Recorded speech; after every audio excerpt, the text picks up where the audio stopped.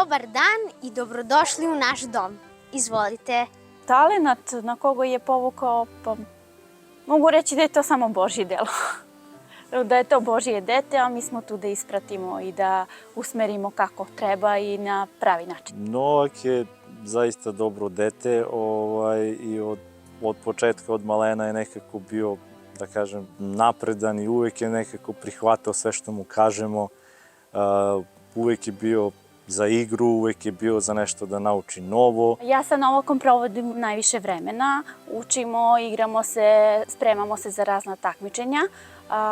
Trenutno sam nezaposlena i značilo bi mi kada bi imala posao kako bi njemu pomogla u njegovom daljem obrazovanju. Šta reći o Novaku Zivkoviću? Izvanredno dete, sve petice u rubrici, vladanje primerno, dobar drug, uvijek je tu da se nađe u nevolji, da pomogne. Kad nasluti da će svađa da počne, on popusti ili pređe na drugu temu kako bi izbegao tu svađu. Ove godine dobio sam više nagrada, a najznačajnije su mi 3. nagrada na međunarodnom takmičenju iz matematike Kengur bez granica i 3. nagrada na republičkom takmičenju iz matematike Misliša, kao i iz srpskog jezika 1. mesto na školskom i opštinskom takmičenju recitatora. Kao i svako dete volim da se igram i družim sa drugarima.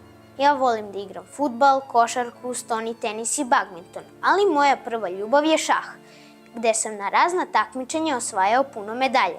Veliki sam ljubitelj knjiga, moja omiljena knjiga je Mali princ, volim da crtam, volim da napišem nekad neku pesmu kad imam inspiraciju, volim da rešavam Rubikovu kocku, ali najviše od svega volim da sviram klavir i slušam klasičnu muziku, jer me to veoma opušta.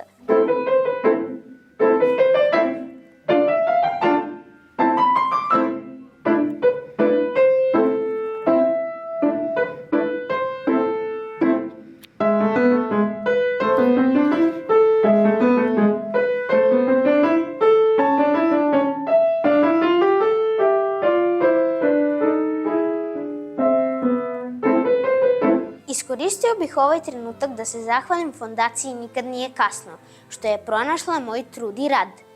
Ova nagrada će mi biti samo još veća motivacija da nastavim marljivo da radim i učim i da ostvarim svoj san, a to je kad porastem da budem doktor.